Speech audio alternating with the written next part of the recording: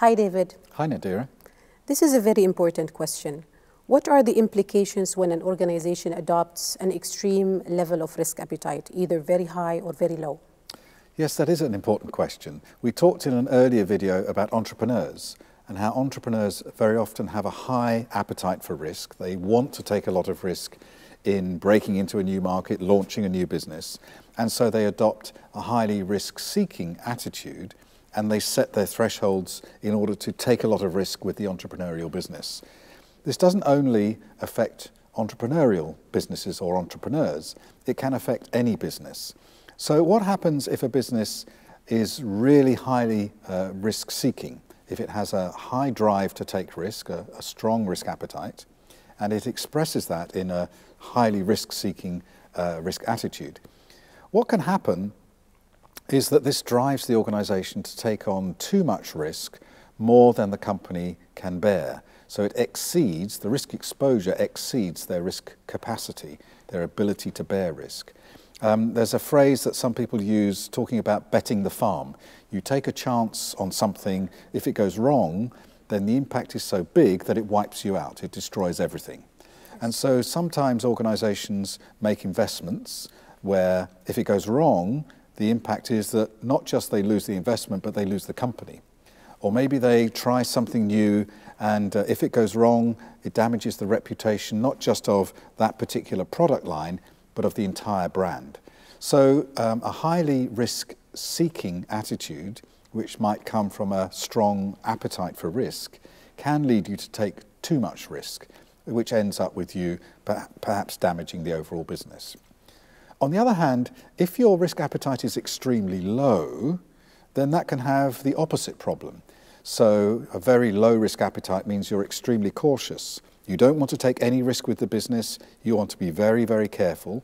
And so the attitude that you adopt is to be extremely risk averse. You try and avoid risk in all circumstances. You try to minimize your exposure as far as possible. The problem with this is that risk is related to reward. And we need to take risk in order to gain rewards. And if we take no risk at all, then our rewards, the rewards that are available to us, will be very small. So if you say, we've made these products for the last 50 years, they've always sold, we're never going to make any new products, we'll stick with what we know, it's too risky to try something new. What will happen is that the marketplace will change, new products will be introduced by competition, maybe new technology comes along and makes your product obsolete. And by not taking any risk at all, you play it so safe that you end up going out of business. And there are many examples of companies that were once very successful, took no risks at all, and then ended up failing because the world changed around them. So an extreme level of risk appetite, either extremely low, not wanting to take any risk at all, or extremely high, wanting to take a lot of risk, both extremes can be very dangerous. So we need to have the ability to change our risk appetite, or at least to change the behavior which comes out of our risk appetite. And we talked about that in an earlier question by using applied emotional intelligence. But the adoption of extremes, either too high or too low, can be very dangerous. David, can you give us an example of a company from the market which took on a high level of risk appetite, and maybe because of that they went out of the market? Yes, certainly there was a lot of examples in the around the year 2000 and the years just before and just after that, with what we call the dot-com boom. Dot-com boom and bust.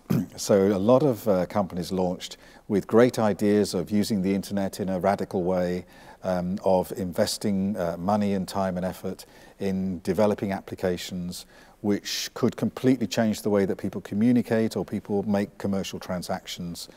And they had a high drive to take risk. They took a lot of risk, but in fact the market perhaps wasn't where they expected. People weren't ready to use that technology. Perhaps the support infrastructure wasn't there.